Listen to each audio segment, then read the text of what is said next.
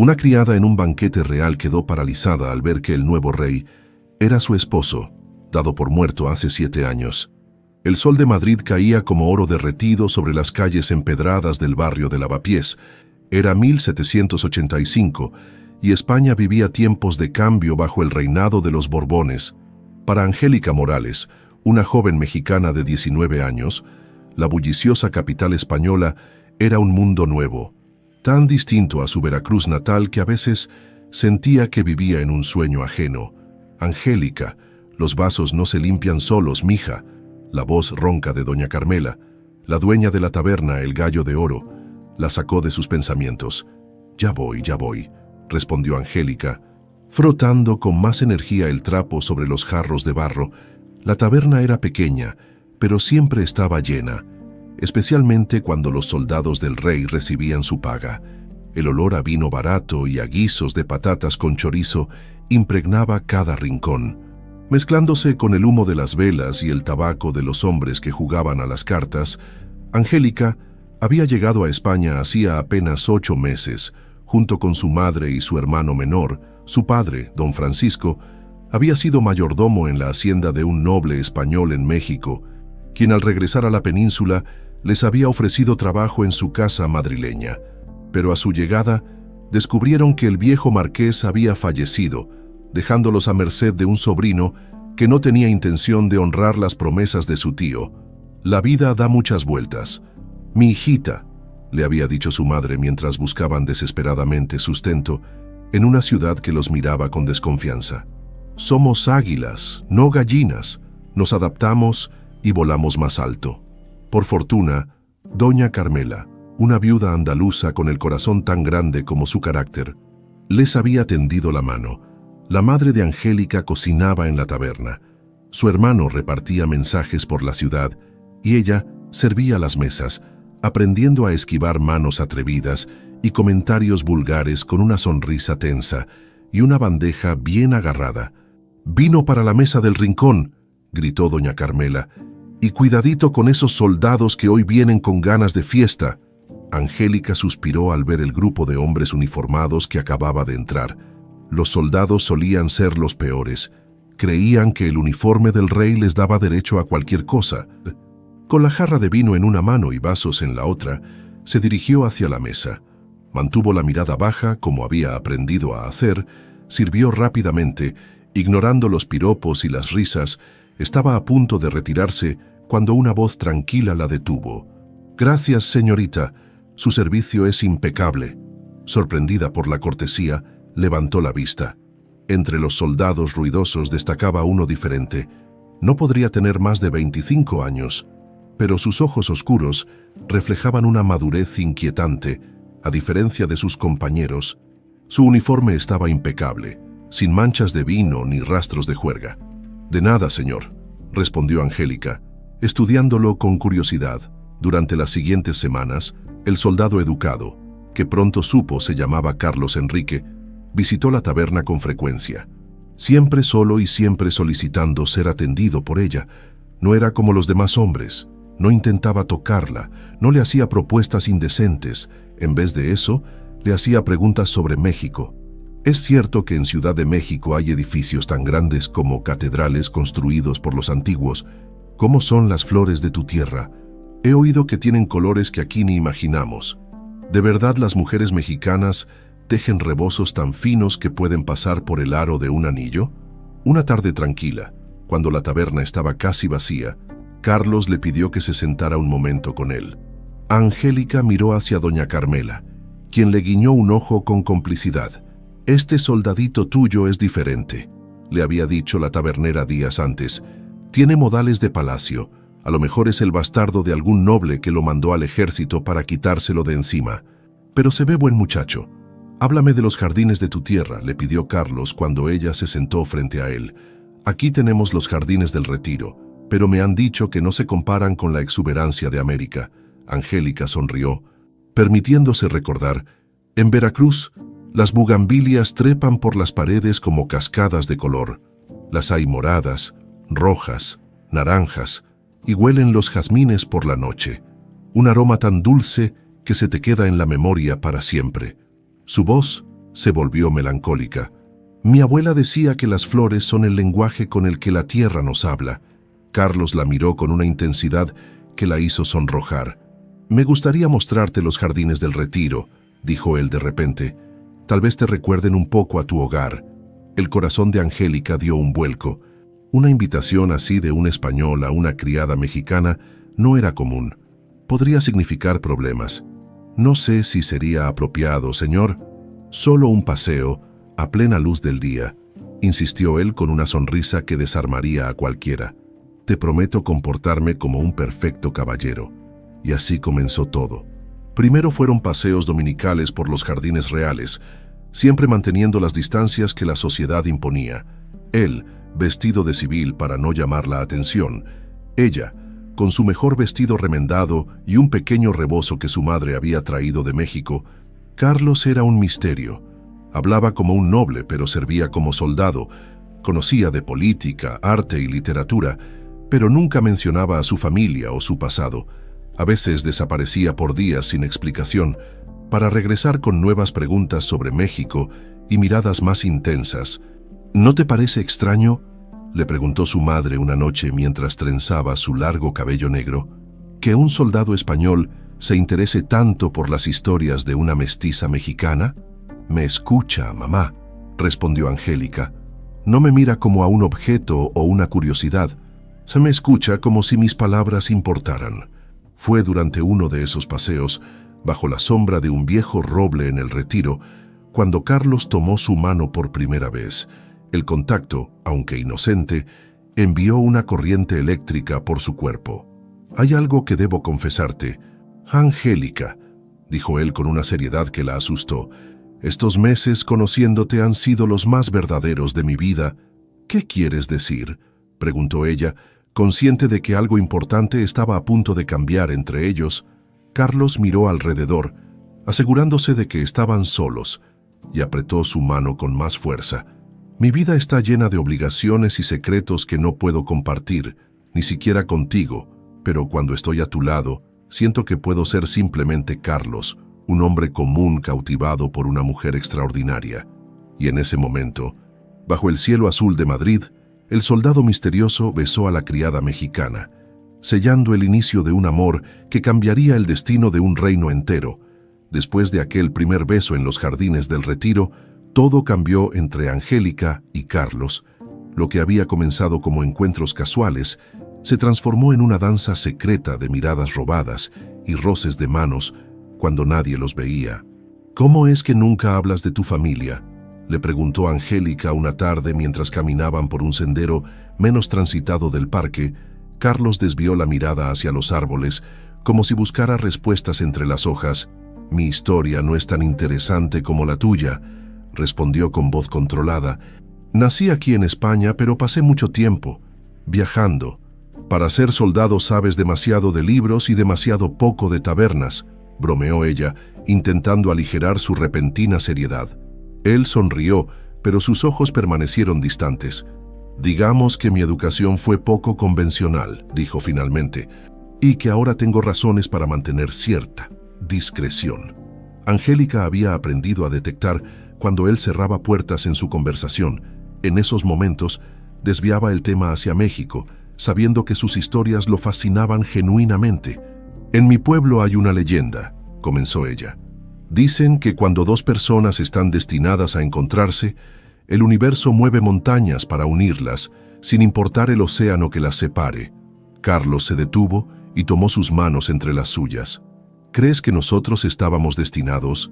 «Angélica, no lo sé», contestó ella con sinceridad, «pero sí sé que nunca había sentido esto por nadie». A medida que pasaban los meses, sus encuentros se volvieron más frecuentes y más íntimos. Angélica sabía que jugaba con fuego. Su madre comenzaba a sospechar de sus salidas dominicales, y doña Carmela le había advertido con preocupación maternal: «Ten cuidado, mijita. Los españoles saben divertirse con las criollas, pero cuando buscan esposa, miran hacia familias con escudos nobiliarios, no a muchachas que sirven vino». Pero Carlos era diferente. No la trataba como una aventura pasajera. Le había regalado un pequeño libro de poesía que ella atesoraba bajo su colchón, y le enseñaba a leer mejor el castellano por las tardes. Algún día te llevaré a conocer bibliotecas tan grandes que te perderías en ellas, le prometía mientras trazaba con suavidad el contorno de su cara.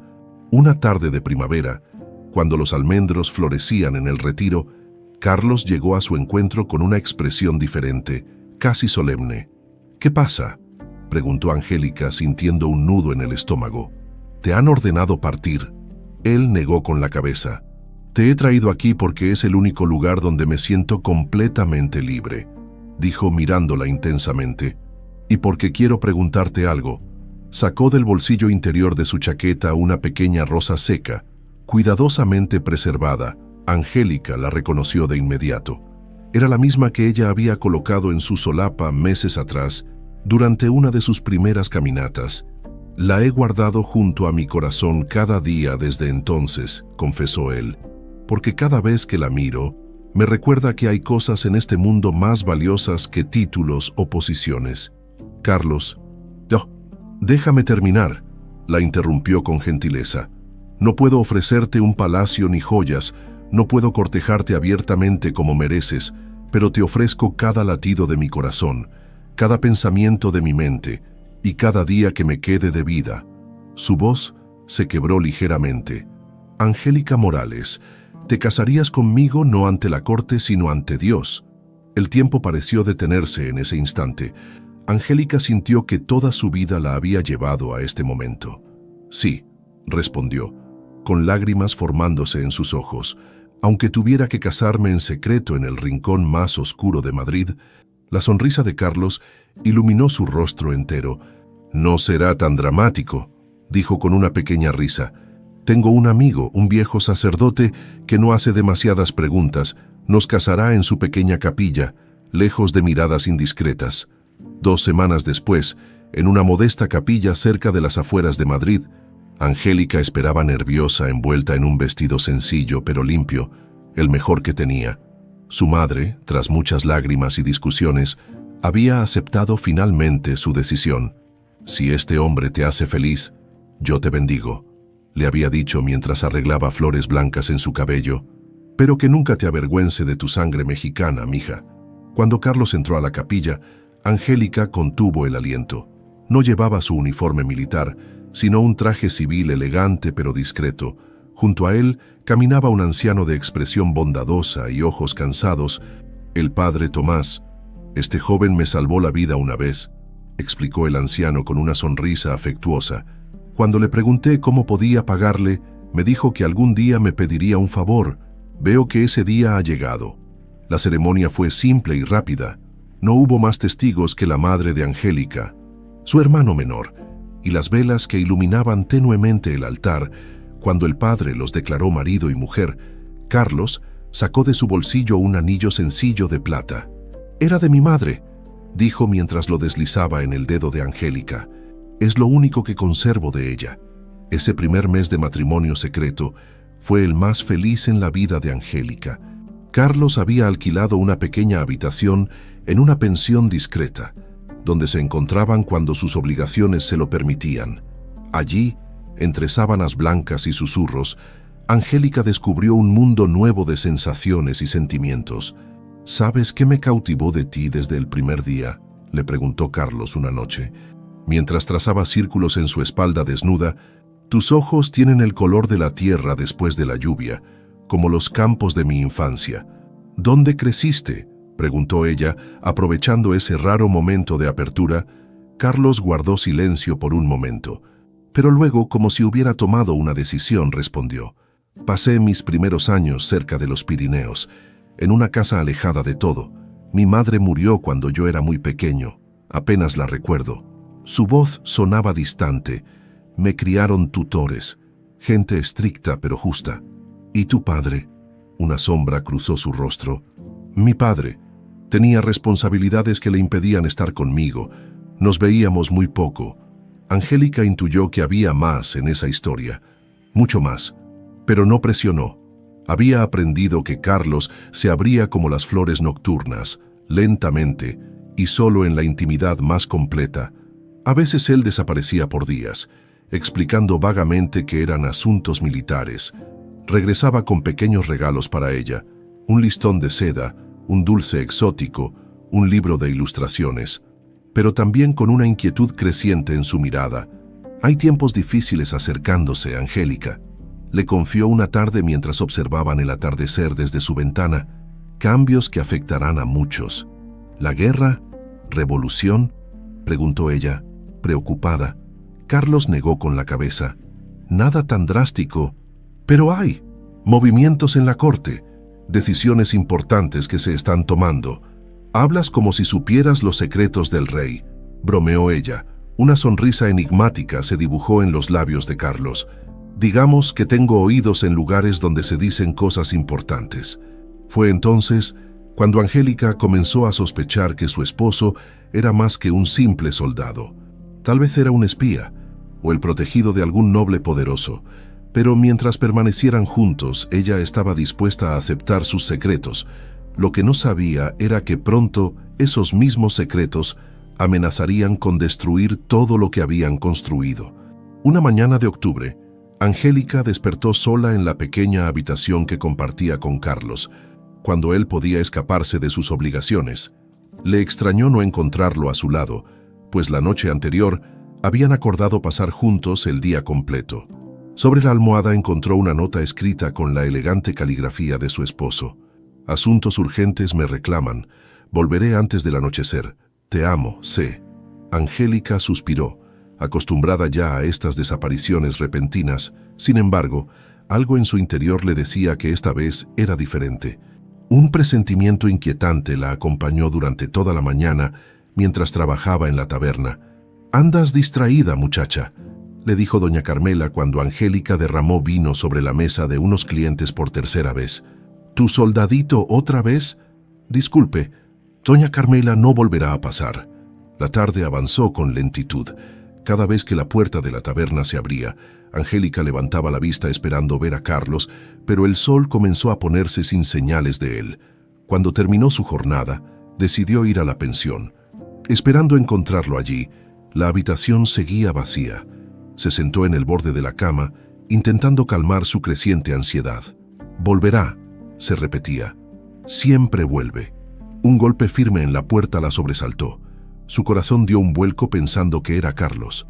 Pero al abrir se encontró frente a un hombre mayor, de porte distinguido y mirada severa. «¿Angélica Morales?», preguntó con voz autoritaria. «Sí, soy yo», respondió ella, sintiendo cómo su boca se secaba. «Soy el marqués de Villanueva», se presentó con una leve inclinación. «Puedo pasar, traigo noticias de Carlos Enrique». El título nobiliario la intimidó, pero la mención de Carlos la hizo apartarse rápidamente de la puerta.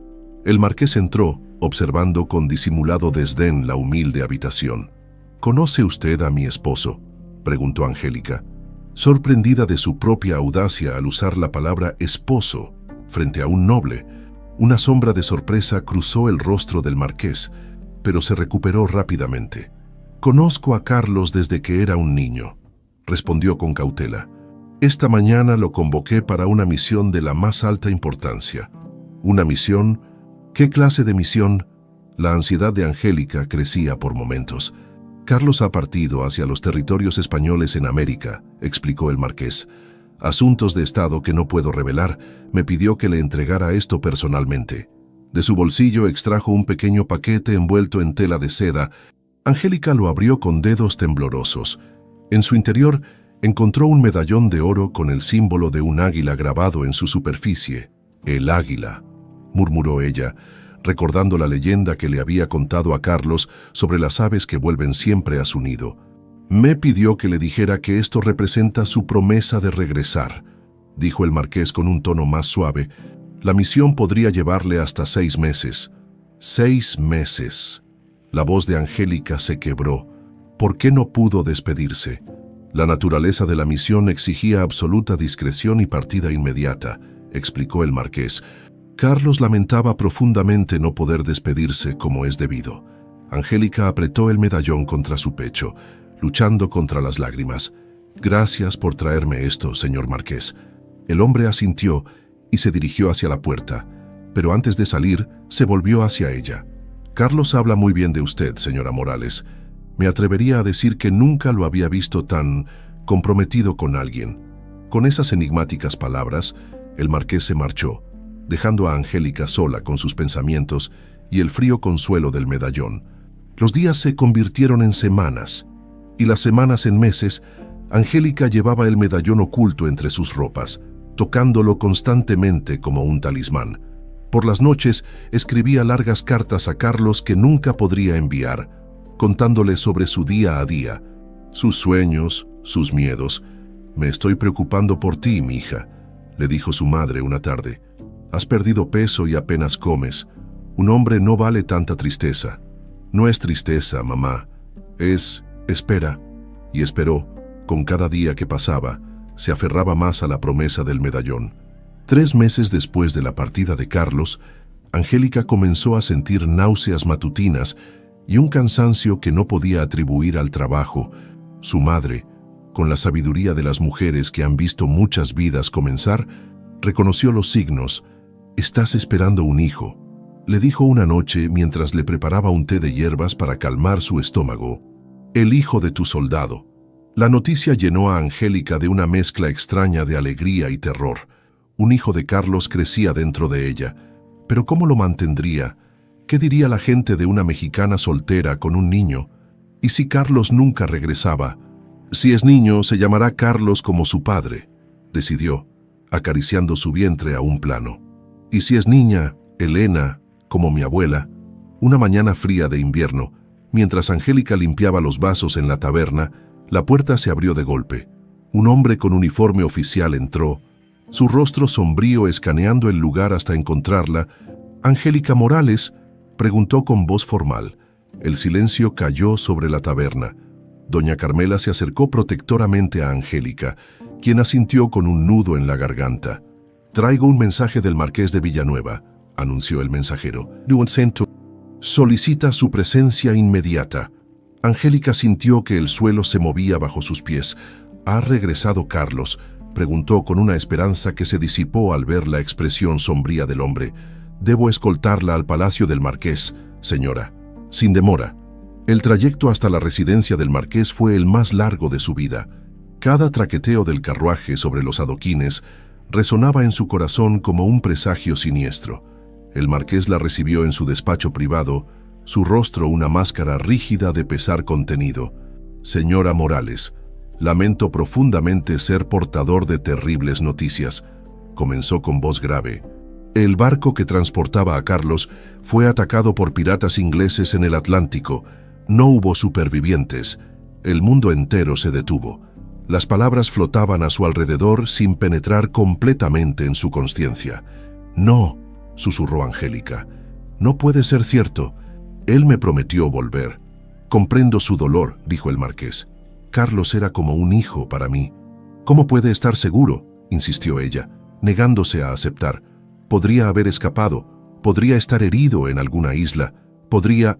El marqués extrajo de un cajón un objeto envuelto en un paño y lo colocó frente a ella. Esto fue recuperado del naufragio. Con manos temblorosas, Angélica desenvolvió el paño.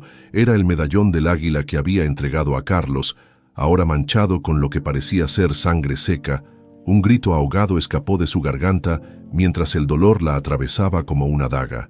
Se derrumbó sobre la silla, el medallón apretado en su puño hasta que sus nudillos se tornaron blancos. «No», repetía entre sollozos. «No, no, no». El marqués la observaba con una expresión indescifrable. «En estos momentos difíciles, quisiera ofrecerle mi ayuda», dijo finalmente, en memoria de Carlos, pero Angélica apenas lo escuchaba. Un dolor agudo comenzaba a extenderse desde su vientre. Miró hacia abajo horrorizada al ver una mancha roja expandiéndose sobre su falda. «Mi bebé», susurró antes de que la oscuridad la envolviera. Despertó 3 días después en una habitación desconocida. Su madre sostenía su mano, el rostro marcado por lágrimas y noches sin dormir. «¿Dónde estoy?», preguntó Angélica con voz débil. «En la casa del marqués, mija. Ha sido muy generoso». «Mi bebé». La pregunta quedó suspendida en el aire, pero la expresión de su madre le dio la respuesta que temía. «Lo perdiste, mi niña, lo siento tanto». Angélica cerró los ojos, dejando que las lágrimas fluyeran libremente. En menos de una semana había perdido a su esposo y al hijo que nunca conocería. Se sentía vacía, como una cáscara hueca de la mujer que había sido días después.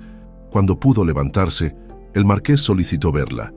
«Le ofrezco un lugar en el Palacio Real», dijo sin preámbulos, como doncella de cámara. Angélica lo miró sin comprender.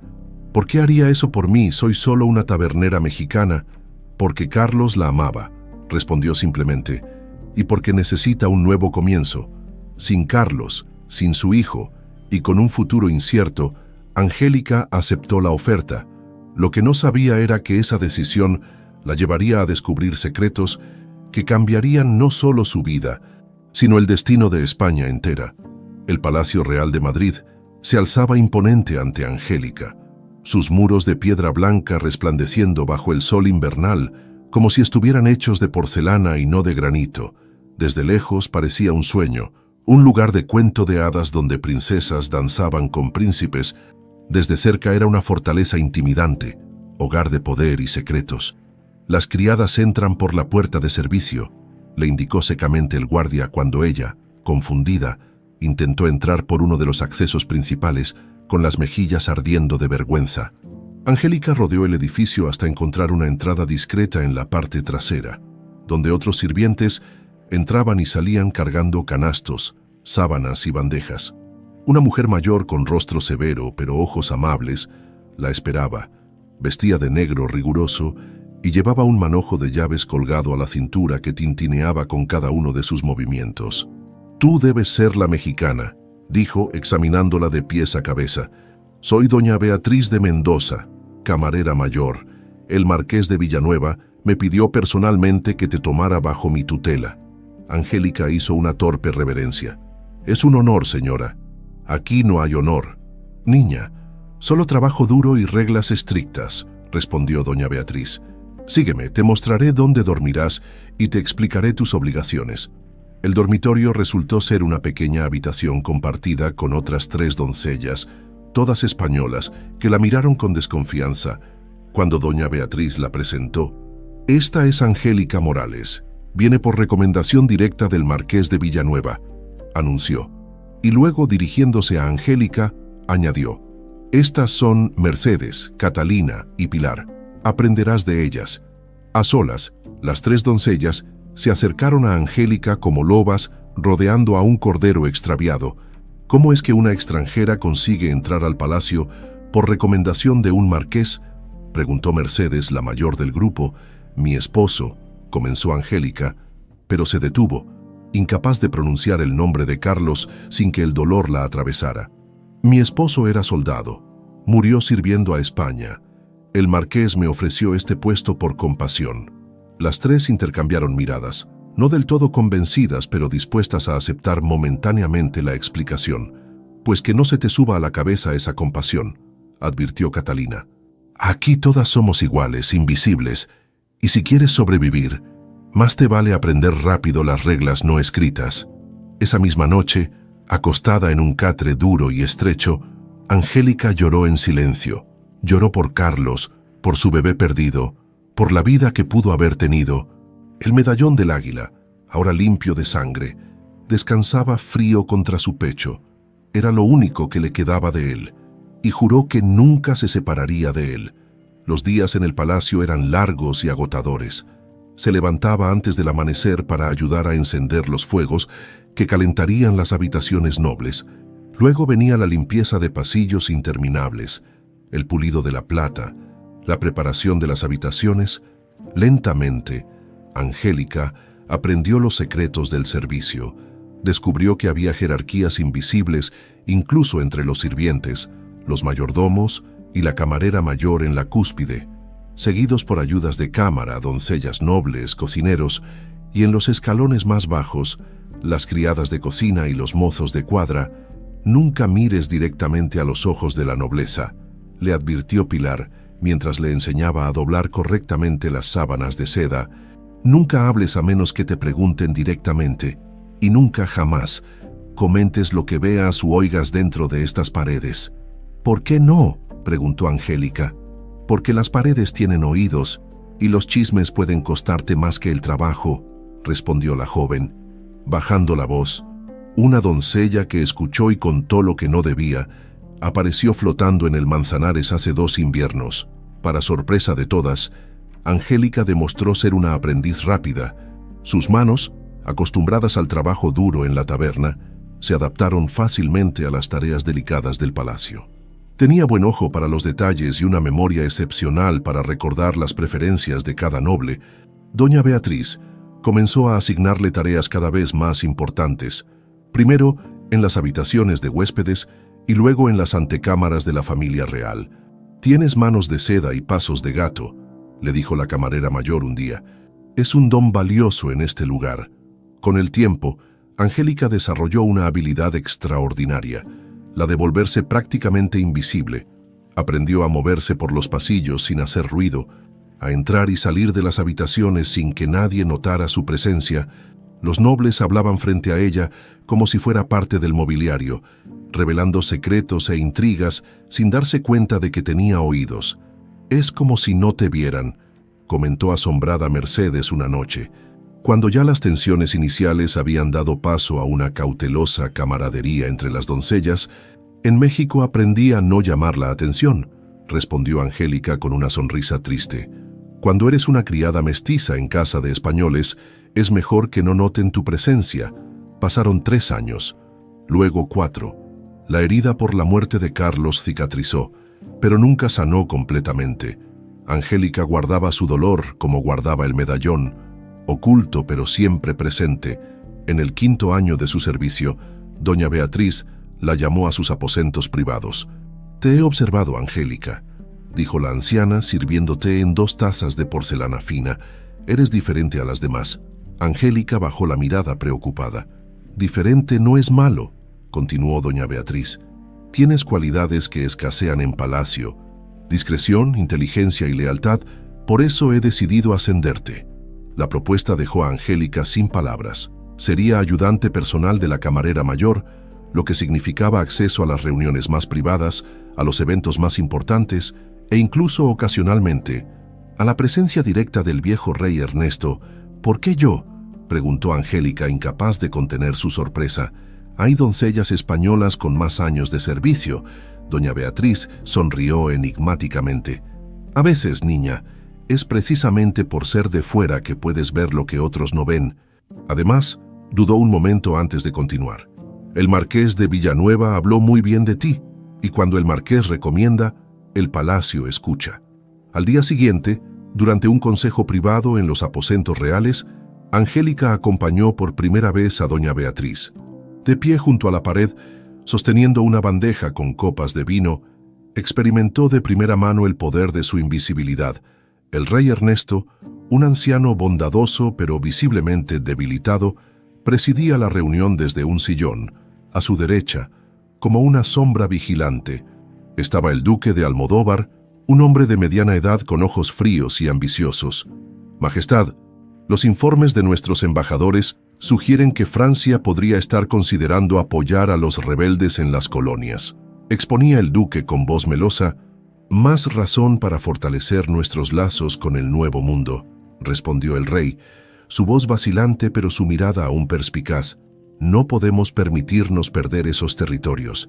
«Por supuesto, Majestad. Sin embargo, me pregunto si es prudente seguir con su proyecto personal en esas tierras». El rey lanzó una mirada de advertencia al duque. «Ese asunto está fuera de la mesa del Consejo de Castilla», dijo con una firmeza sorprendente. «Se tratará exclusivamente entre el marqués de Villanueva y yo». Angélica percibió la tensión que cruzó el rostro del duque. Rápidamente enmascarada con una sonrisa servil, más tarde esa noche, mientras cepillaba el cabello de doña Beatriz antes de dormir, Angélica se atrevió a preguntar ¿qué proyecto personal del rey mencionaba hoy el duque de Almodóvar? La anciana se giró, mirándola fijamente a través del espejo. «Hay cosas, niña, que es mejor no saber en este palacio, especialmente si tienen que ver con el marqués de Villanueva o con las colonias». Pero la advertencia, en lugar de disuadirla, avivó la curiosidad de Angélica. Durante los siguientes 2 años, mientras servía en reuniones y cenas privadas, Fue recogiendo fragmentos de conversaciones, miradas furtivas, documentos entreabiertos, como piezas de un rompecabezas que no lograba completar. Lo único que tenía claro era que una sombra de conspiración se cernía sobre el palacio. El duque de Almodóvar controlaba secretamente el Consejo de Castilla, manipulando a otros nobles con promesas y amenazas, y el viejo rey Ernesto, cada día más débil, parecía ser el único obstáculo en su camino hacia el poder absoluto. «El rey ha estado enfermo con frecuencia últimamente», comentó una noche Mercedes, mientras las doncellas cosían a la luz de las velas. «Dicen que es la edad», añadió Pilar. «Ya ha vivido más que la mayoría de los monarcas». Pero Angélica recordaba haber visto al duque entregar personalmente tisanas especiales al rey, y recordaba también la mirada calculadora en sus ojos mientras el monarca bebía. 7 años después de su llegada al palacio, Angélica ya no era la joven ingenua que había amado a un soldado misterioso. Era una sombra entre las sombras, testigo silenciosa de las intrigas que tejían el destino de un imperio, y aunque seguía llevando el medallón del águila contra su pecho, había aprendido que en el palacio, como en la vida, nada era lo que parecía. El invierno había llegado a Madrid con un frío inusual. Los pasillos del Palacio Real se volvían corredores helados, donde el aliento se convertía en pequeñas nubes blancas. Angélica, como cada mañana desde hacía 7 años, recorría con pasos silenciosos el camino desde las habitaciones del servicio hasta los aposentos de doña Beatriz. En sus manos llevaba una bandeja con chocolate caliente y bizcochos, desayuno ritual de la camarera mayor. Tanto tiempo había pasado y, sin embargo, ciertos hábitos permanecían inmutables en palacio. «Buenos días, doña Beatriz», saludó Angélica al entrar en la habitación. La anciana, ya vestida y sentada junto al pequeño escritorio donde mantenía sus registros, levantó la vista. «Angélica, deja eso y ven, tenemos que hablar». Su tono era más bajo de lo habitual, casi un susurro. Angélica obedeció, cerrando cuidadosamente la puerta tras de sí. «¿Ha ocurrido algo, señora?» «El duque de Almodóvar ha convocado una reunión extraordinaria del Consejo esta tarde», explicó doña Beatriz. «El rey no asistirá, dice estar indispuesto».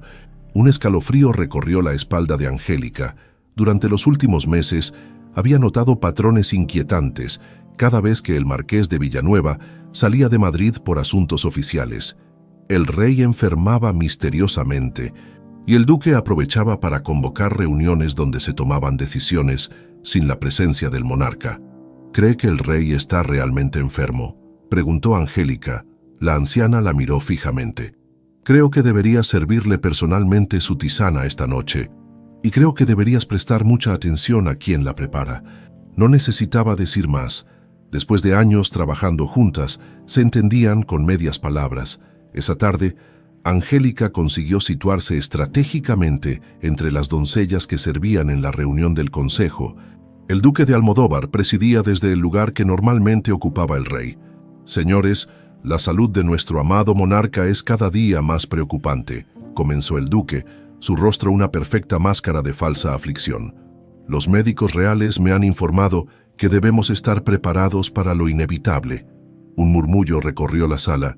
Angélica, mientras servía vino, notó las miradas intercambiadas entre el duque y 3 consejeros específicos, el conde de Montoro, el barón de Guzmán y don Rodrigo de Ulloa. Eran miradas cómplices, casi imperceptibles para quien no estuviera prestando especial atención. «En ausencia de un heredero directo», continuó el duque, «es nuestro deber garantizar una transición suave cuando el momento llegue. Propongo que formemos un consejo regente temporal, liderado por los miembros más antiguos del Consejo de Castilla». «¿Y qué hay del testamento real?», preguntó un anciano consejero, el único que parecía dispuesto a cuestionar la propuesta.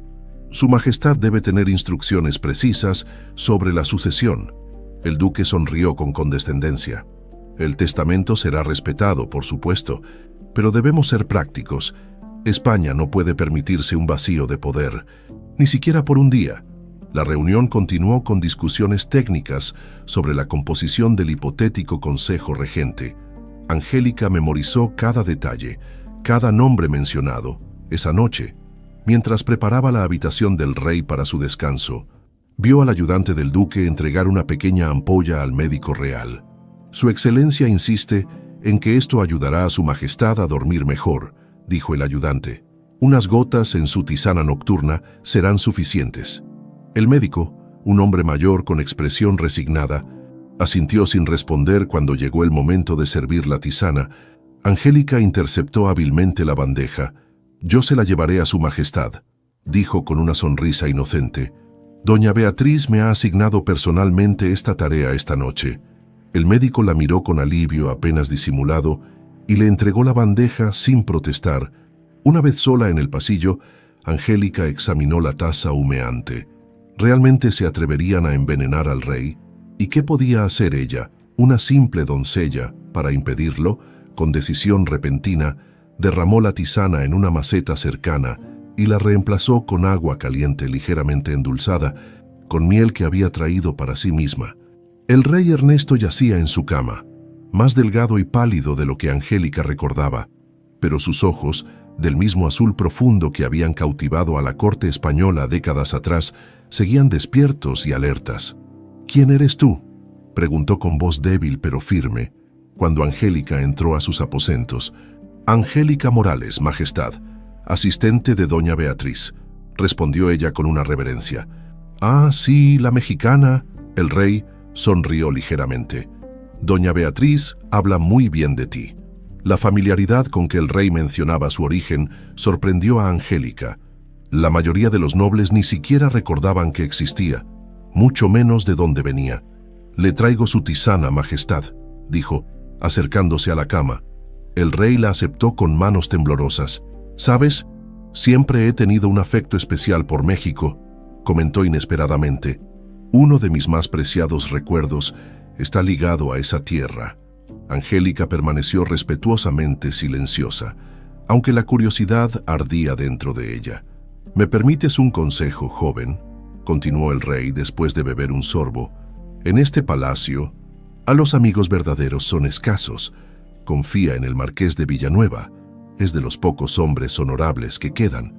«Lo tendré presente, majestad», respondió Angélica, preguntándose si el rey, en su aparente fragilidad, seguía siendo más perspicaz de lo que muchos creían. Durante las semanas siguientes, Angélica se convirtió en la sombra del palacio. Utilizaba su don para la invisibilidad para seguir los movimientos del duque y sus aliados. Descubrió reuniones secretas en salones abandonados, intercambios de mensajes cifrados, e incluso una vez, escondida tras una cortina, escuchó al duque hablar abiertamente de acelerar la muerte del rey. El viejo se resiste más de lo esperado. Se quejaba ante el conde de Montoro. «Cada día que pasa es un riesgo, y si decide cambiar su testamento, ¿y si el marqués descubre nuestros planes?». «Paciencia, Almodóvar», respondió el conde. «Nuestro amigo en la cocina real está aumentando gradualmente la dosis. Es más seguro así. Un fallecimiento repentino levantaría sospechas».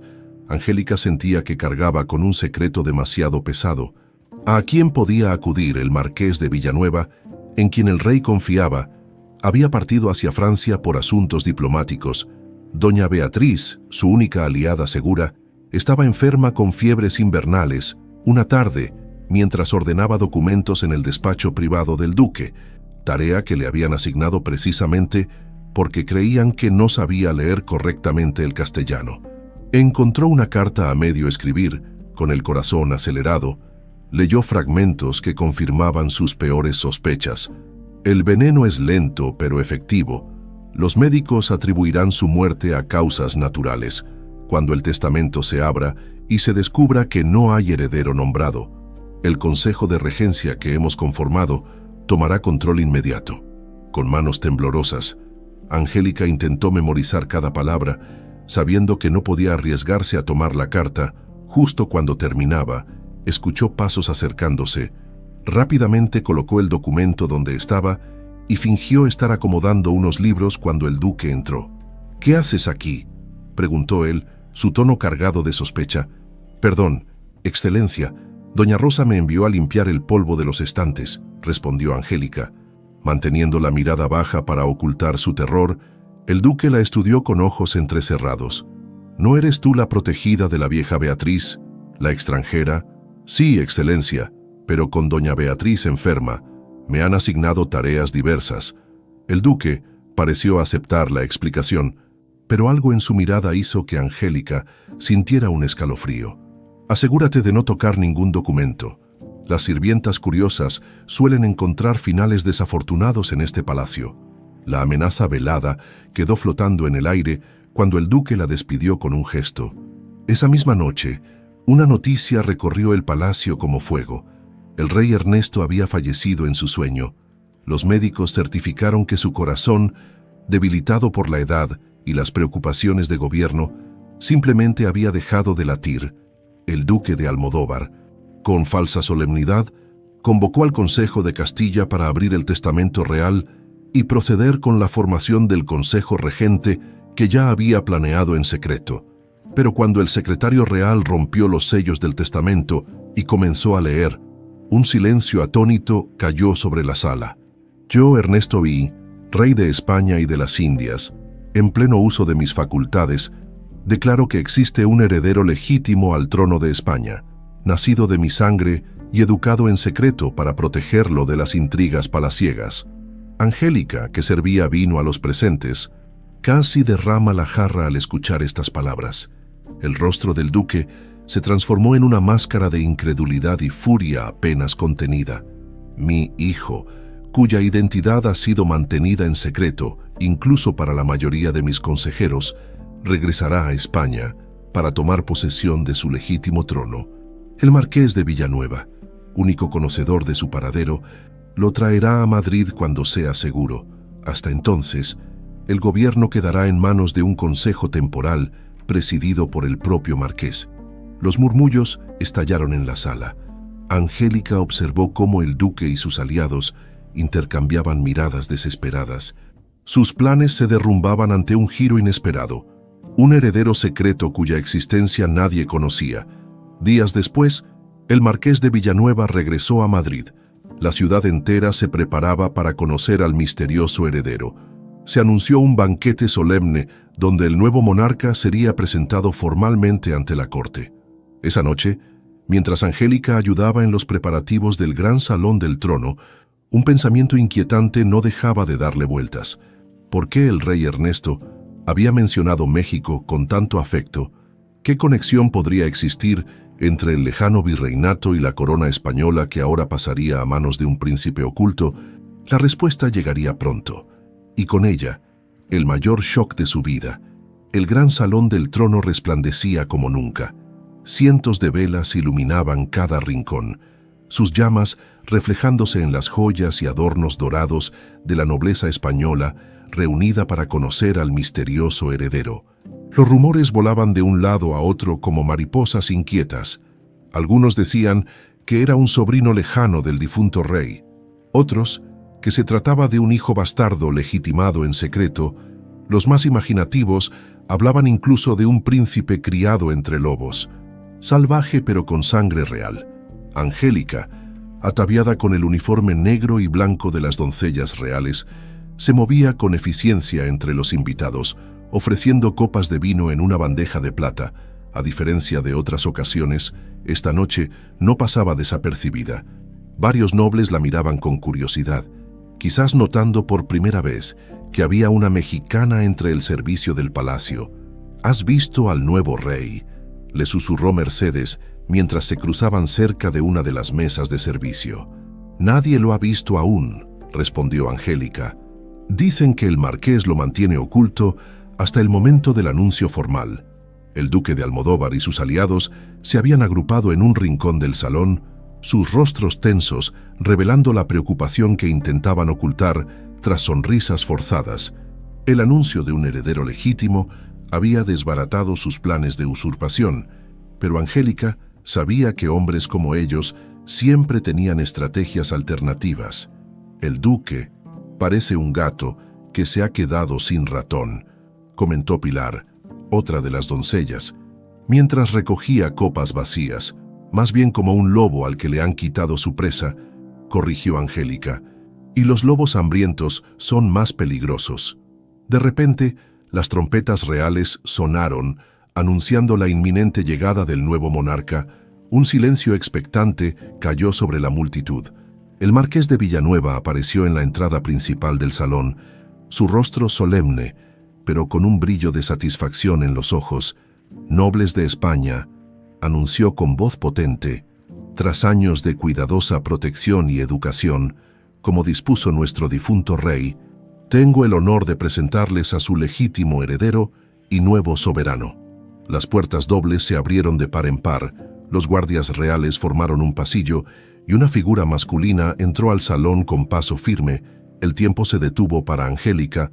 La bandeja de plata que sostenía se deslizó entre sus dedos repentinamente insensibles, estrellándose contra el suelo de mármol con un estruendo que hizo que todas las miradas se volvieran hacia ella.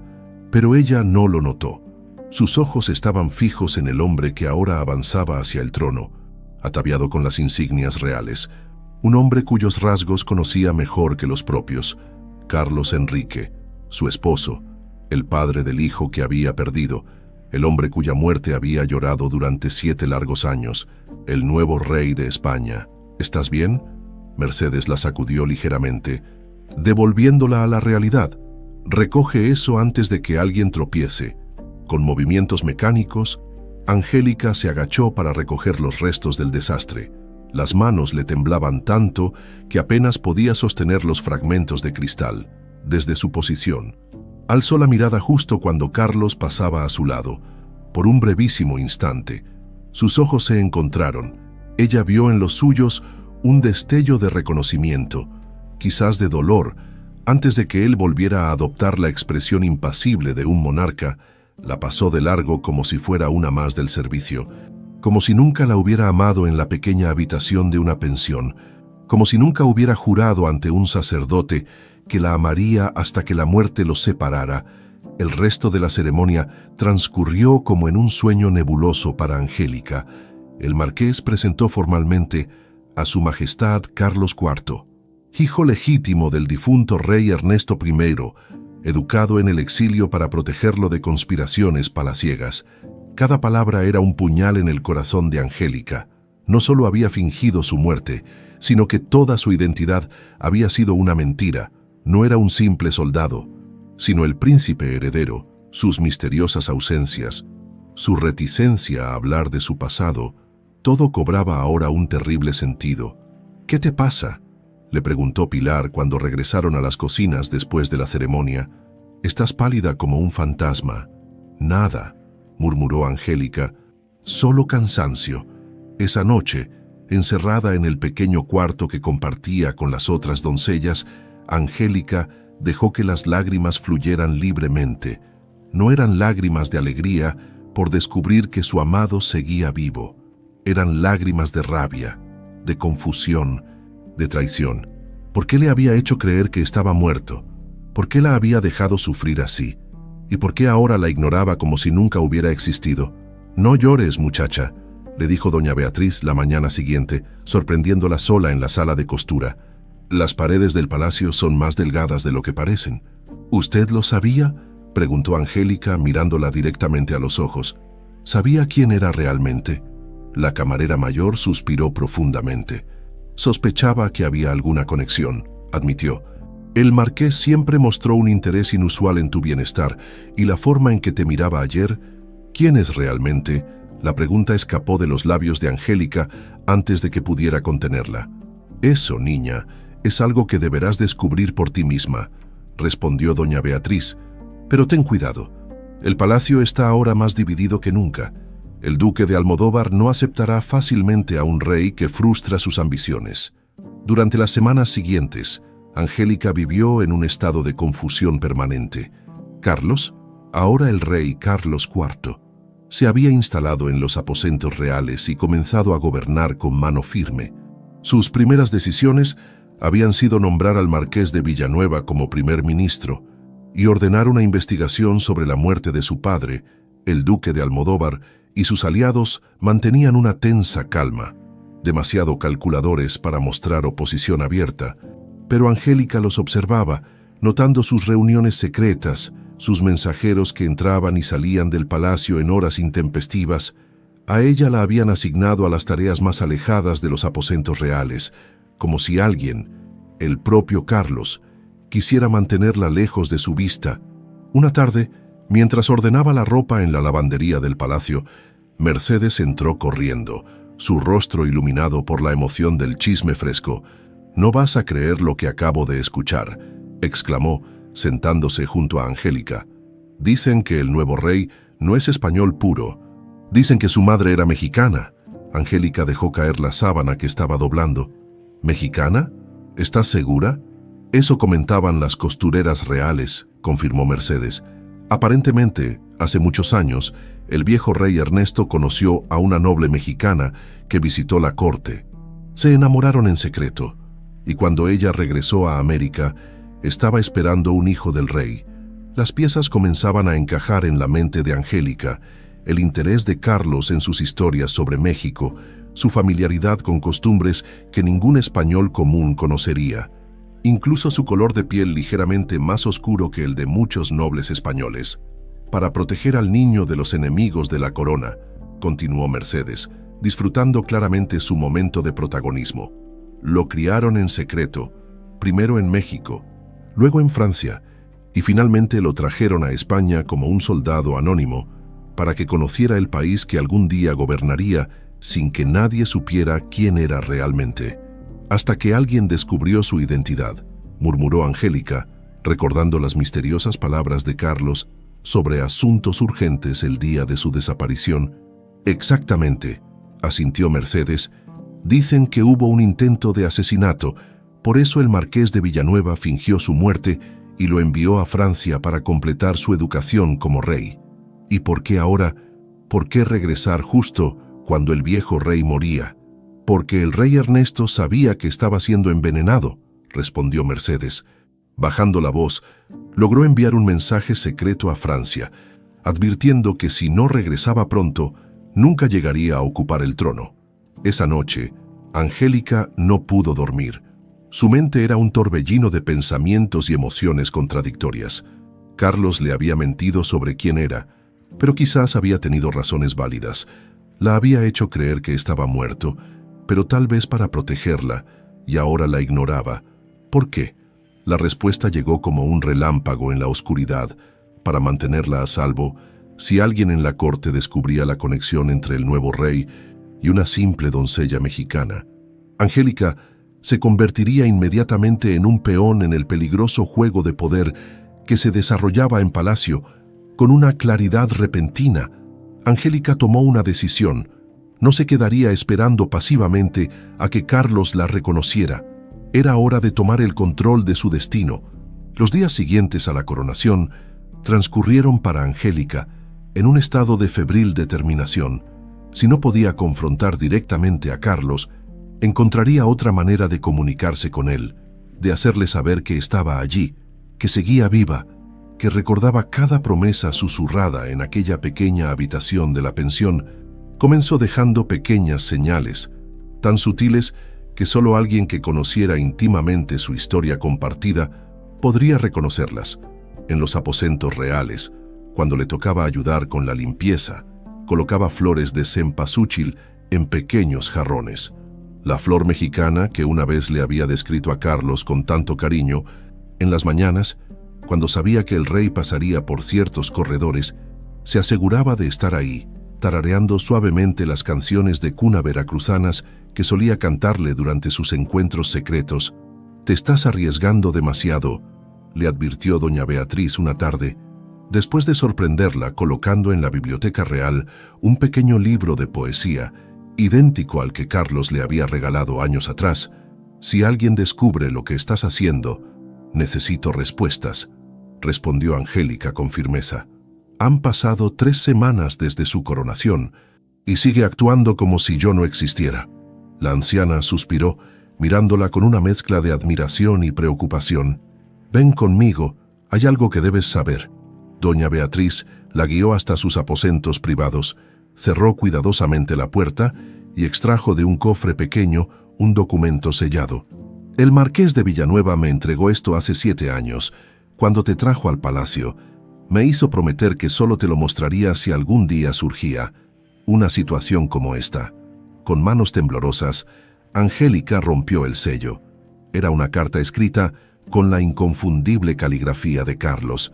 Mi amada Angélica, si estás leyendo esto, significa que las circunstancias me han obligado a revelarte verdades que esperaba protegerte de conocer. No soy quien te dije ser. Mi nombre completo es Carlos Enrique Alfonso de Borbón, hijo de Ernesto I de España y de doña Elena de Montezuma. Noble descendiente de la antigua Casa Real Azteca, nuestro amor fue lo más verdadero de mi vida, el único momento en que fui realmente libre, realmente yo mismo, pero mi destino está atado a la corona, una responsabilidad que no elegí, pero que no puedo rechazar. Mi supuesta muerte fue una estratagema necesaria. Conspiradores en la corte descubrieron mi identidad y planificaban asesinarme antes de que pudiera reclamar el trono. El marqués de Villanueva, mi protector desde la infancia, orquestó mi falsa muerte y me envió a Francia para completar mi educación como futuro rey. Si te he dejado creer que morí, fue para protegerte. Si nuestros enemigos hubieran descubierto nuestra conexión, te habrían utilizado para llegar a mí. El marqués te trajo al palacio por petición mía, para mantenerte bajo protección sin exponerte al peligro de la verdad. Perdóname por el dolor que te he causado. No pasa un día sin que piense en ti, en la vida que podríamos haber tenido en un mundo distinto, donde yo fuera simplemente Carlos y tú simplemente Angélica. Sé, las lágrimas corrían libremente por el rostro de Angélica mientras leía. Cada palabra era como un bálsamo que comenzaba a sanar 7 años de heridas abiertas, pero también como sal sobre la herida reciente de su reencuentro fallido. ¿Lo sabías?, preguntó a doña Beatriz, su voz apenas un susurro. ¿Sabías que él era el príncipe heredero? No con certeza, respondió la anciana, pero tenía mis sospechas. El marqués solo me dijo que eras especial, que debía protegerte y enseñarte los secretos del palacio. ¿Y nuestro hijo? ¿Sabía Carlos que estaba embarazada cuando me dejó? Una sombra cruzó el rostro de doña Beatriz. No lo creo. Cuando perdiste al bebé, el marqués parecía genuinamente sorprendido y afligido. Dudo que se lo hubiera ocultado a Carlos si lo hubiera sabido. Angélica dobló cuidadosamente la carta y la guardó entre sus ropas, cerca del medallón del águila que nunca había dejado de llevar. ¿Qué harás ahora?, preguntó doña Beatriz. Seguiré dejando señales, respondió Angélica con renovada determinación. Ahora que sé que me recuerda, que se preocupa, encontraré la manera de que me escuche. Durante las siguientes noches, Angélica apenas durmió. Utilizaba las horas de oscuridad para explorar el palacio, memorizar pasadizos secretos, identificar momentos y lugares donde el rey estaba solo o menos vigilado. Sus años como sombra silenciosa en los pasillos reales ahora rendían frutos. Conocía el palacio mejor que muchos que habían nacido entre sus muros. Una tarde, mientras supervisaba la preparación de las habitaciones para un embajador francés, Angélica escuchó sin querer una conversación entre 2 guardias. Dicen que el rey ha pedido criadas mexicanas para su servicio personal, comentó uno. Aparentemente quiere recordar sus primeros años en el Nuevo Mundo. O quizás solo le gustan morenas, rió el otro. Al fin y al cabo, su madre era mexicana. Debe haberle heredado el gusto. El corazón de Angélica dio un vuelco. ¿Era esta la oportunidad que había estado esperando? Esa misma noche, se presentó ante doña Beatriz con una propuesta. «Necesito que me recomiendes para el servicio personal de su majestad», dijo directamente. «He oído que está solicitando personal con experiencia en costumbres mexicanas». La camarera mayor la estudió con mirada crítica. «Es peligroso, Angélica. Estarías demasiado expuesta». «Ya he estado expuesta por 7 años», respondió ella, «pero esta vez será bajo mis términos, no los suyos». Doña Beatriz dudó un momento, pero finalmente asintió. «Hablaré con el jefe de personal de su majestad, pero prométeme que serás prudente. El duque de Almodóvar tiene ojos y oídos en cada rincón del palacio». 3 días después, Angélica recibió la noticia. Había sido seleccionada como ayudante de cámara del rey, específicamente para encargarse de la preparación de bebidas y alimentos tradicionales mexicanos que el monarca había desarrollado gusto durante su infancia. Su primer día en los aposentos reales fue un torbellino de emociones. Cada habitación, cada objeto que tocaba, parecía vibrar con la presencia de Carlos. Sus manos temblaban mientras preparaba chocolate caliente a la manera mexicana, espeso y aromático, como ella le había enseñado a disfrutarlo años atrás. Cuando le informaron que el rey tomaría el chocolate en su despacho privado, Angélica sintió que el destino finalmente le daba la oportunidad que había estado buscando. Con pasos decididos, llevó la bandeja hasta la puerta donde dos guardias montaban vigilancia. «Su Majestad está con el ministro de Guerra», informó uno de ellos. «Deja la bandeja y te llamaremos cuando termine la reunión». Pero Angélica no estaba dispuesta a perder esta oportunidad. «El chocolate debe servirse caliente y recién batido», insistió con firmeza profesional. «Son órdenes específicas del jefe de cocina». Los guardias intercambiaron miradas, pero finalmente uno de ellos cedió. «Espera hasta que anunciemos tu entrada», dijo, golpeando suavemente la puerta. Cuando Angélica entró al despacho, Carlos estaba de espaldas, inclinado sobre un mapa desplegado en una gran mesa.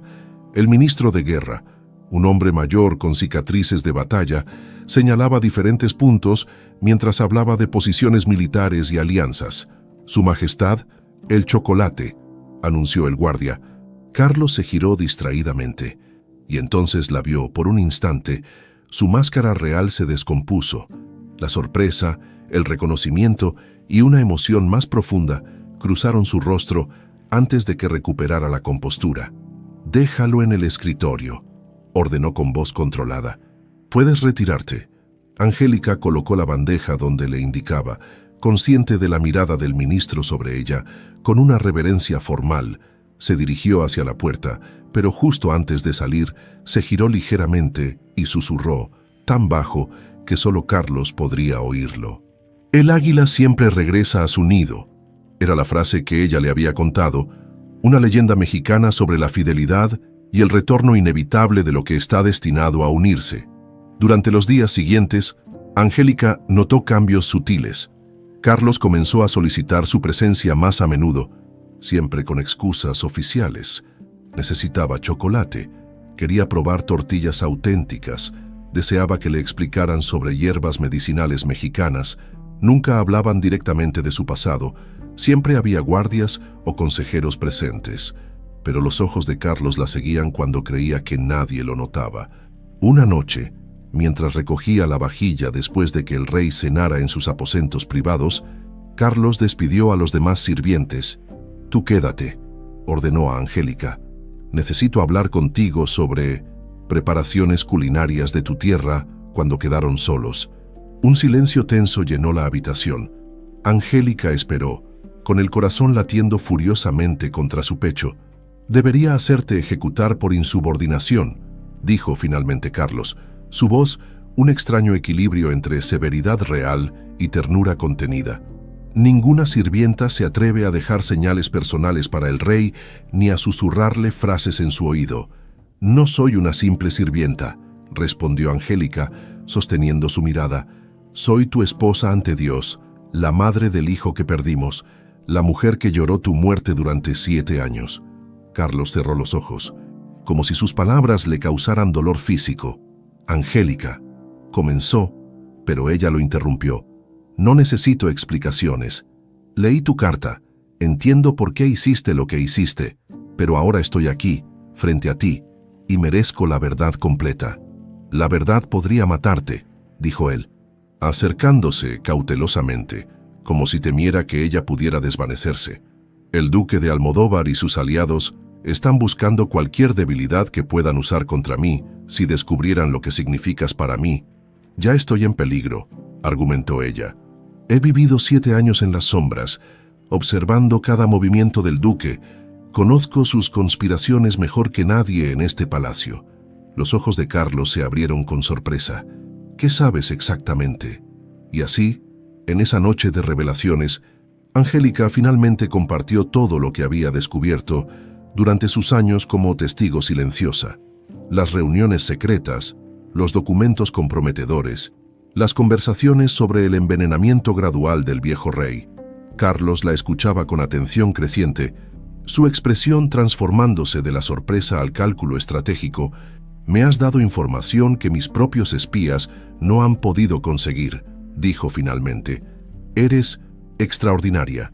Entonces, como si ya no pudiera contenerse, dio un paso adelante y tomó su rostro entre sus manos. «Te he extrañado cada día, cada hora», confesó, su voz quebrándose. «Cuando te vi en el salón del trono, quise correr hacia ti, explicarte todo, pero había demasiados ojos observando, demasiados oídos escuchando». «¿Y ahora?», preguntó Angélica, permitiéndose finalmente la esperanza. «¿Qué sucede ahora entre nosotros?». Carlos sonrió, una sonrisa melancólica pero genuina, la primera que Angélica veía desde su reencuentro. «Ahora, mi querida Angélica, vamos a usar tu conocimiento de los pasillos secretos y mi poder como rey para desenmascarar a los conspiradores», dijo, tomando sus manos entre las suyas, «y después encontraremos la manera de estar juntos como debimos estarlo siempre». Aquella noche en los aposentos reales marcó el verdadero reencuentro entre Angélica y Carlos, después de 7 años de separación.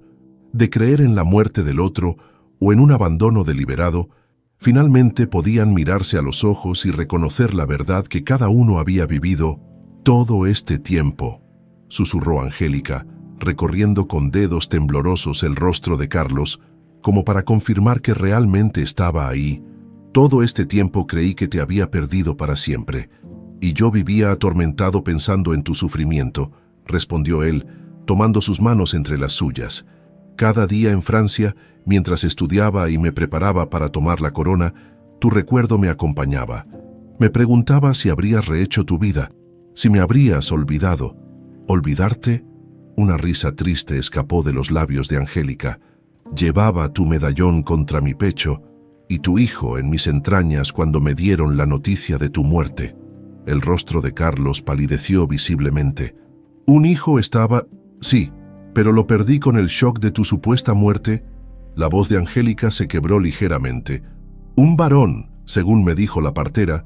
Carlos cerró los ojos, como si el dolor fuera demasiado intenso para soportarlo con la mirada abierta. «El marqués nunca me lo dijo. Tal vez quiso protegerme de ese dolor mientras cumplía con mi deber». «¿Y ahora?», preguntó Angélica. «¿Qué sucede ahora entre nosotros?».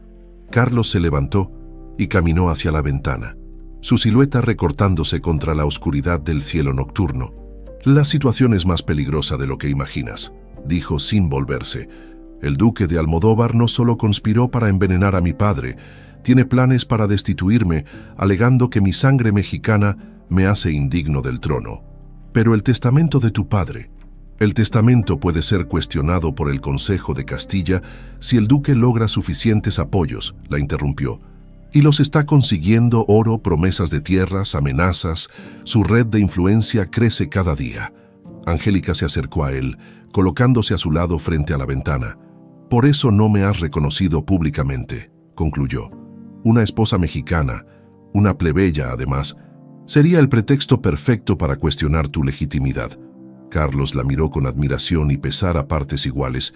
«Siempre fuiste la más inteligente de los dos», dijo con una sonrisa triste.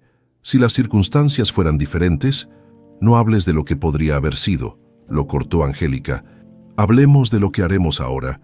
Esa determinación, ese fuego interior que siempre lo había cautivado, seguía intacto en ella. Carlos tomó una decisión en ese momento. «Tienes razón, es hora de actuar». Su voz adquirió un tono más firme, más regio. «Dime todo lo que sabes sobre las conspiraciones del duque, cada detalle, por insignificante que parezca». Durante las siguientes 2 horas, Angélica compartió todo lo que había observado, escuchado y descubierto en sus años como sombra silenciosa del palacio. Las reuniones secretas en salones abandonados, los mensajeros que entraban y salían a horas intempestivas, los nombres de nobles que podrían estar implicados. «Hay un pasadizo secreto», explicó, dibujando un rudimentario mapa en un papel. «Conecta la antigua biblioteca con una sala pequeña detrás del salón de música. El duque y sus aliados más cercanos se reúnen allí cuando creen que nadie los observa». «¿Cómo descubriste ese pasadizo?», preguntó Carlos, asombrado. Doña Beatriz me enseñó todos los rincones del palacio. Dice que una buena camarera debe poder moverse como un fantasma, aparecer cuando se la necesita y desaparecer cuando estorba. Doña Beatriz, murmuró Carlos con afecto, otra aliada leal que nunca he agradecido lo suficiente. A medida que la noche avanzaba, elaboraron un plan. Utilizarían el conocimiento de Angélica sobre los pasadizos secretos para espiar las reuniones de los conspiradores, reuniendo pruebas contra ellos. Carlos, mientras tanto, fingiría no saber nada, ganando tiempo hasta tener suficiente información para actuar. Es arriesgado, admitió Carlos. Si te descubren, dejó la frase inconclusa, incapaz de pronunciar las consecuencias. He pasado 7 años siendo invisible en este palacio, respondió Angélica con confianza. Puedo hacerlo unas semanas más. Cuando los primeros rayos del amanecer comenzaron a filtrarse por la ventana, ambos sabían que debían separarse. La ausencia prolongada de Angélica podría levantar sospechas. Debemos ser cautelosos, advirtió Carlos. Encontrémonos solo cuando sea absolutamente necesario compartir información. ¿Y nosotros?, preguntó Angélica. ¿Qué pasará con nosotros cuando todo esto termine? Carlos tomó su rostro entre sus manos y la miró con intensidad. Te hice una promesa ante Dios, Angélica Morales. Eres mi esposa y encontraré la manera de honrar ese voto sin importar el costo. Se besaron entonces.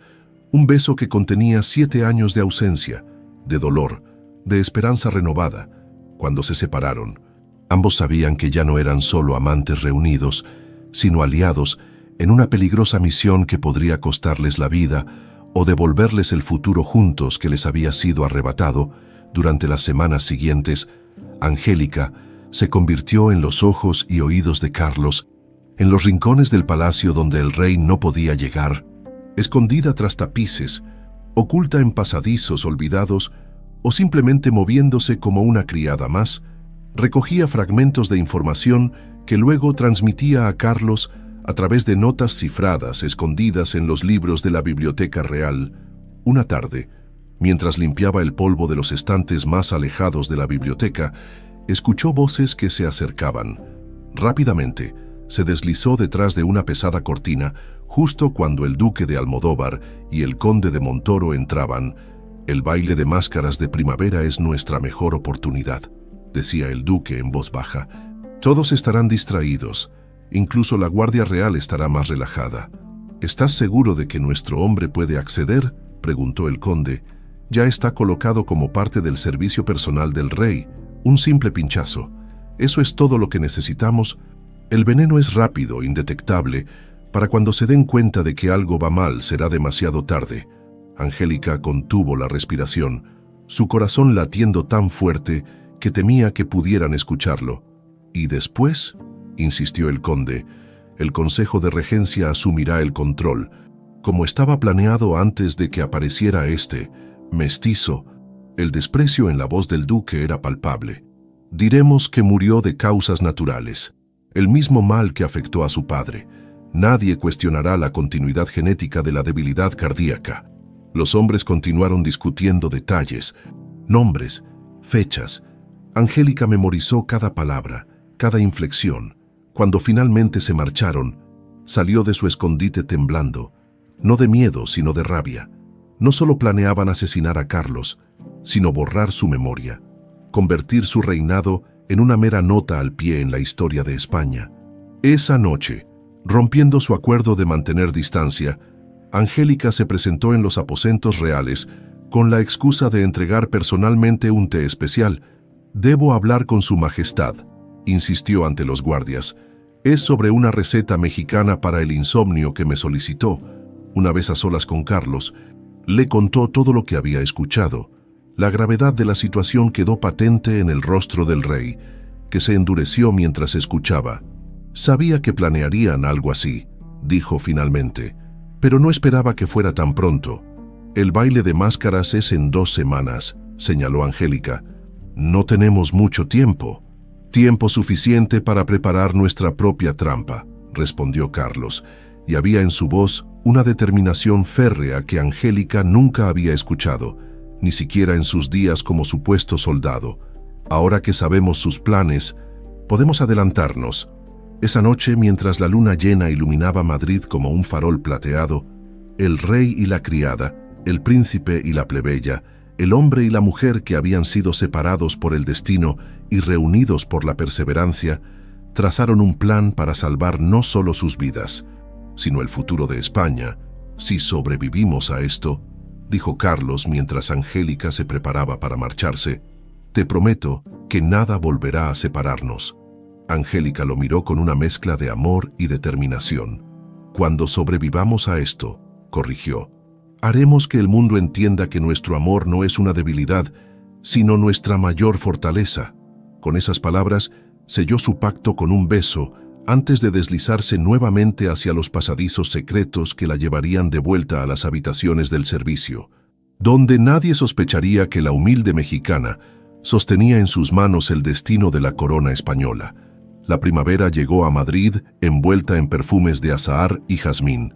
Los jardines del Palacio Real estallaban en colores, como si la naturaleza misma quisiera celebrar la temporada de renovación. Pero dentro de los muros palaciegos, la tensión crecía con cada hora que pasaba. El baile de máscaras de primavera era una tradición centenaria en la corte española, una noche en que nobles y aristócratas ocultaban sus rostros tras elaborados antifaces, permitiéndose libertades que en otros días serían impensables. Carlos, como nuevo monarca, había anunciado que mantendría la tradición, presentándola como un gesto de continuidad con el reinado de su padre. Es perfecto, había explicado a Angélica durante uno de sus encuentros secretos. Si todos llevan máscaras, nadie cuestionará mi decisión de llevar una particularmente elaborada. El plan que habían trazado era arriesgado pero ingenioso.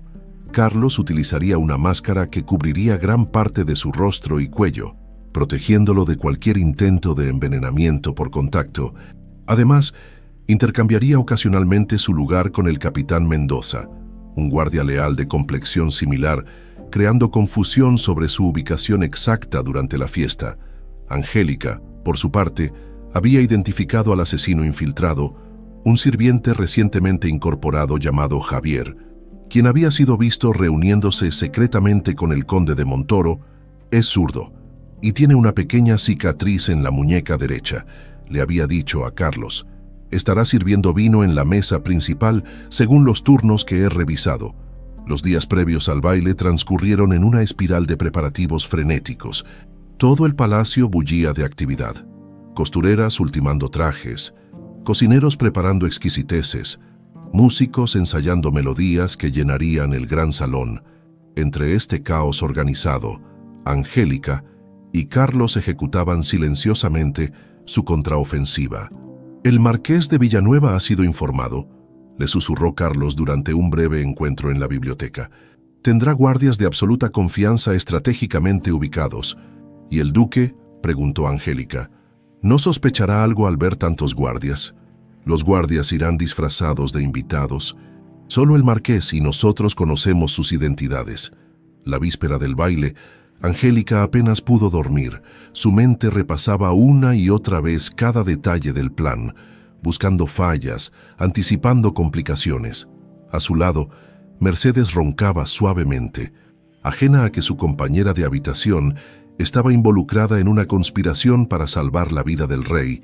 Cuando amaneció, un paquete anónimo esperaba a Angélica junto a su cama.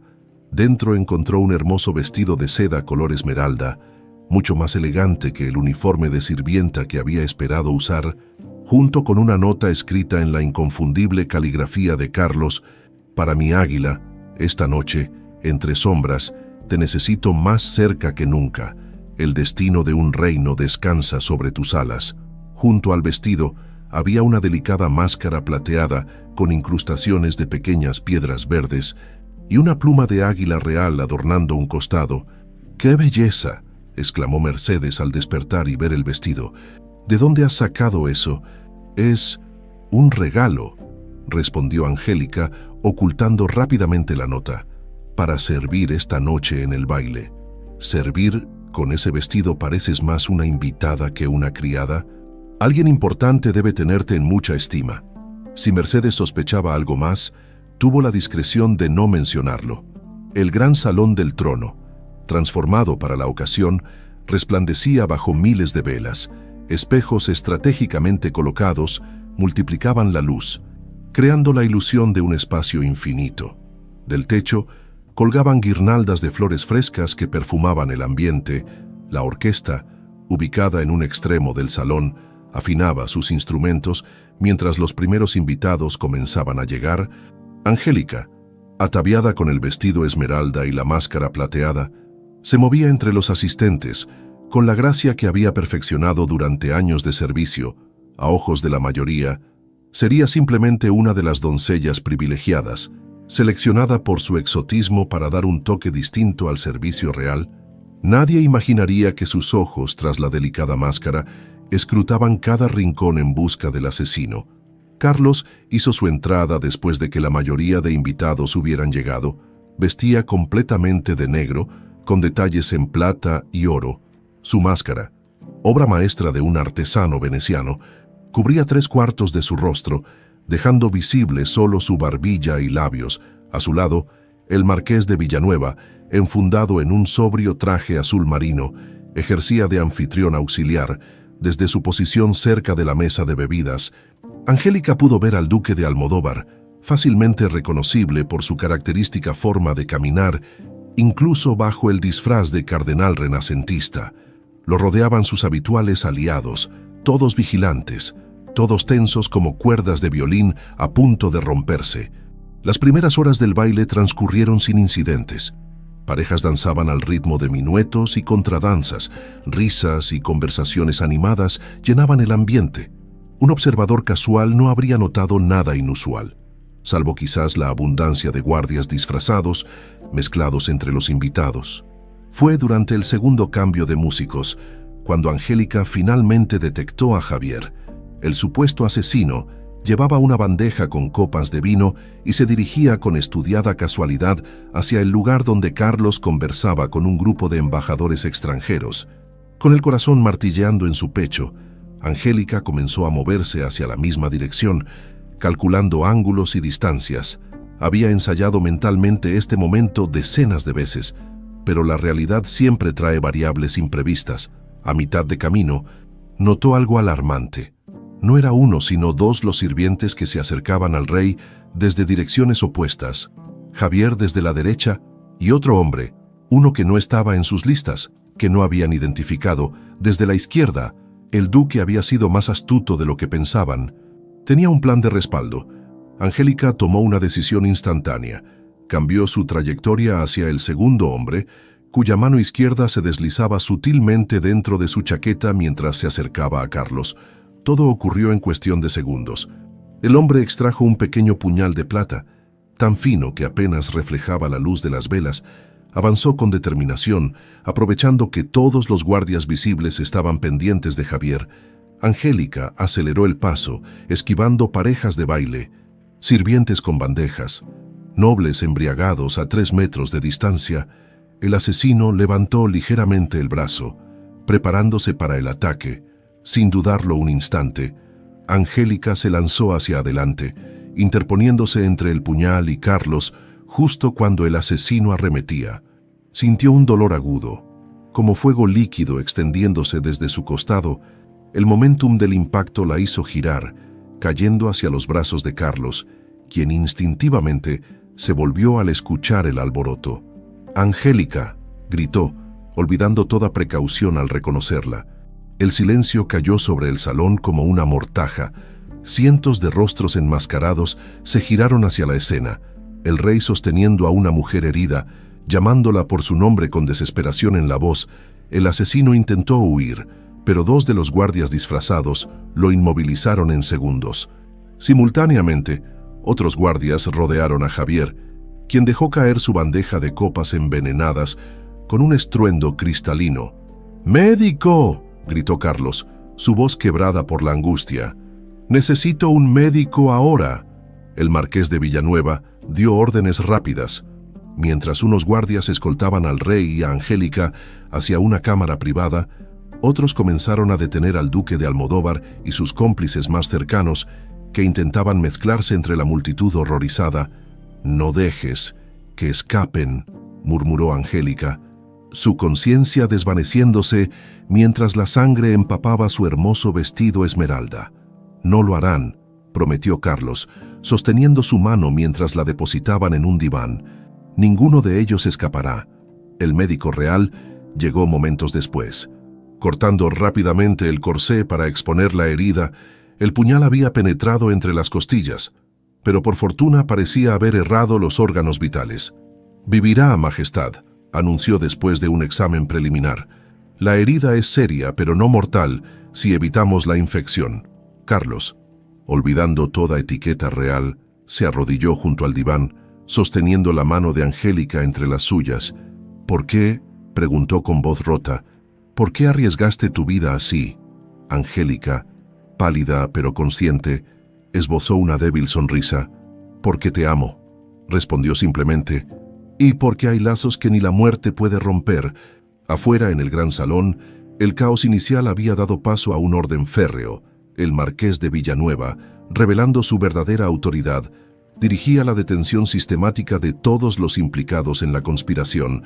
El duque de Almodóvar, despojado de su máscara de cardenal, era escoltado bajo fuerte guardia hacia las mazmorras del palacio. «Esto es un ultraje», protestaba, aunque el miedo en sus ojos desmentía su aparente indignación. «Soy un grande de España. No podéis tratarme como a un criminal común». «La traición a la corona no distingue títulos, duque», respondió fríamente el marqués, «y tenemos pruebas más que suficientes de la vuestra». Mientras tanto, en la cámara privada, Carlos había tomado otra decisión trascendental. «Quiero que todo el mundo sepa quién es esta mujer», declaró ante los pocos presentes. «Quiero que se sepa que ha salvado no solo a su rey, sino a España entera de una conspiración vil». «Majestad», advirtió uno de los consejeros, «revelar vuestra conexión personal con una sirvienta mexicana podría ser imprudente en estos momentos de crisis». Carlos se irguió en toda su estatura, su rostro una máscara de determinación real. «Esta mujer no es una simple sirvienta, es Angélica Morales, mi esposa ante Dios y la futura reina de España. Y cualquiera que cuestione su valor o su derecho a estar a mi lado, responderá directamente ante mí». Con estas palabras, mientras Angélica se sumía en un sueño inducido por las medicinas para el dolor, se selló el destino de ambos y se inició un nuevo capítulo en la historia de España, uno donde una mexicana, nacida entre plebeyos, ascendería hasta convertirse en el corazón mismo de la monarquía española. La recuperación de Angélica fue lenta pero constante. Durante 3 semanas, permaneció en una lujosa habitación del palacio, atendida por los mejores médicos de España y vigilada día y noche por guardias leales al rey. Carlos visitaba sus aposentos cada mañana y cada noche, pasando junto a ella todo el tiempo que sus obligaciones reales le permitían. «El palacio está revolucionado», le contaba. Sentado junto a su cama mientras le pelaba una naranja, la mitad de la corte está escandalizada, la otra mitad fascinada, y el pueblo sonrió. El pueblo adora la historia de la valiente mexicana que salvó a su rey. «¿Y los conspiradores?», preguntó Angélica. «Cada día más fuerte, más recuperada. El duque de Almodóvar y el conde de Montoro han confesado tras ser confrontados con las evidencias que recopilamos, serán juzgados por traición junto a otros 12 nobles implicados».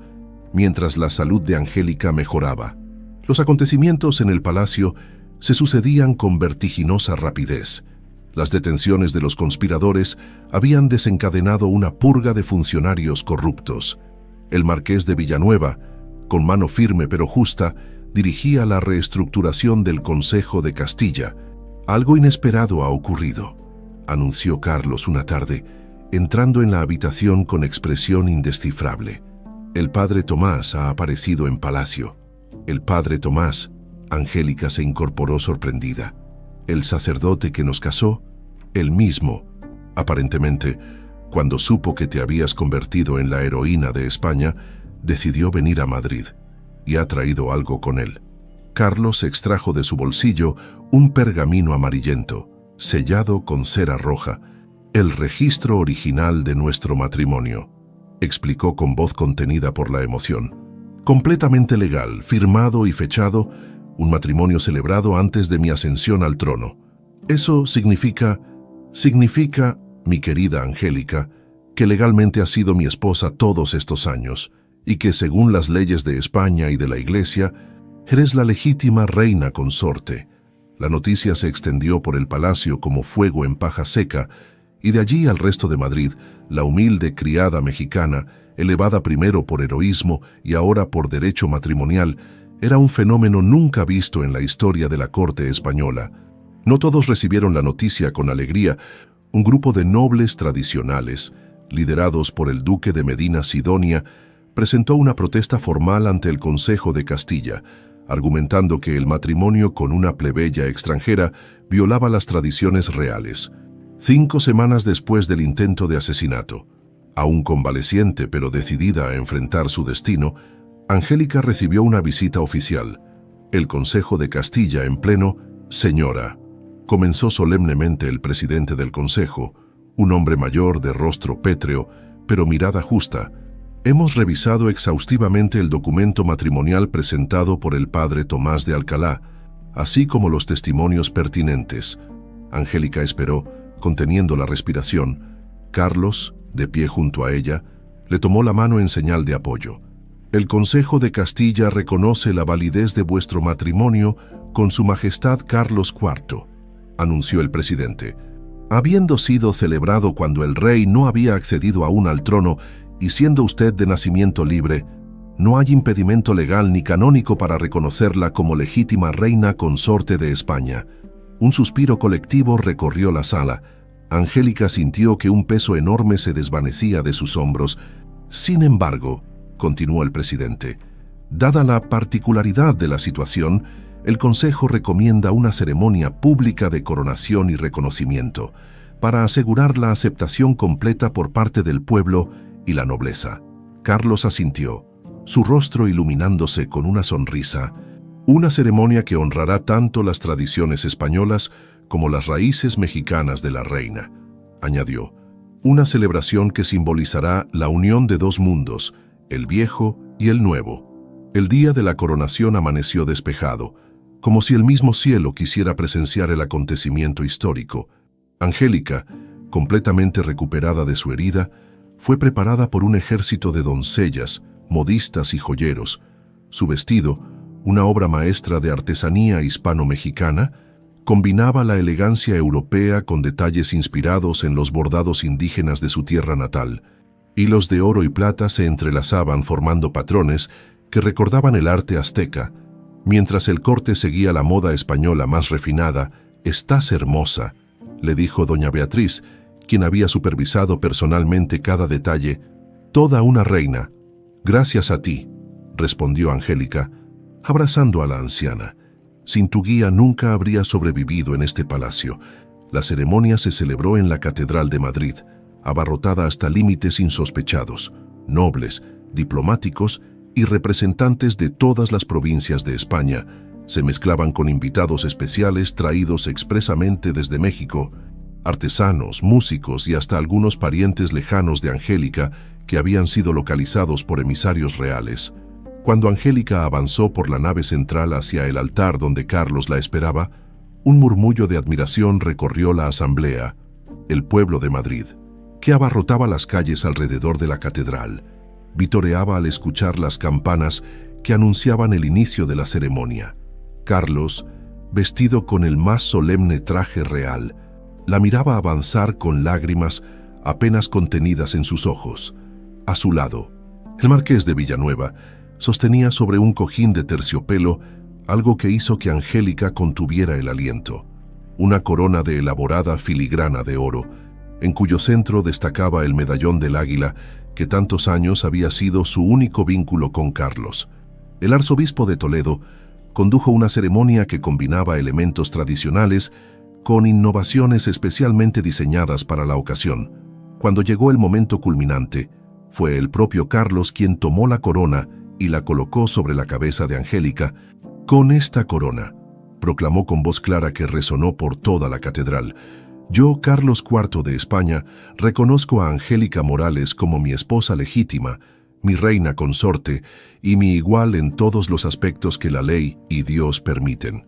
Y entonces, En un gesto sin precedentes que provocó jadeos entre la nobleza más tradicional, Carlos se arrodilló brevemente ante Angélica, besando su mano antes de levantarse para abrazarla ante toda la corte. El águila y la rosa unidas para siempre, susurró solo para ella, refiriéndose al medallón que ahora coronaba su cabeza y a la rosa que había sido su primer regalo de amor. Esa noche, durante el banquete real que siguió a la coronación, Carlos hizo un anuncio que marcaría el tono de su reinado conjunto. En honor a mi esposa, la reina Angélica, hija de dos mundos, he decidido establecer nuevas políticas para nuestras provincias americanas. De ahora en adelante, los nacidos en tierras americanas tendrán los mismos derechos y oportunidades que los nacidos en la península. Es tiempo de que España reconozca que su grandeza no reside solo en Europa, sino en la unión de pueblos y culturas a ambos lados del océano. La ovación que siguió, especialmente de los representantes americanos presentes, fue ensordecedora. Angélica, con lágrimas de emoción, comprendió que su historia personal había trascendido para convertirse en un símbolo de unión y esperanza.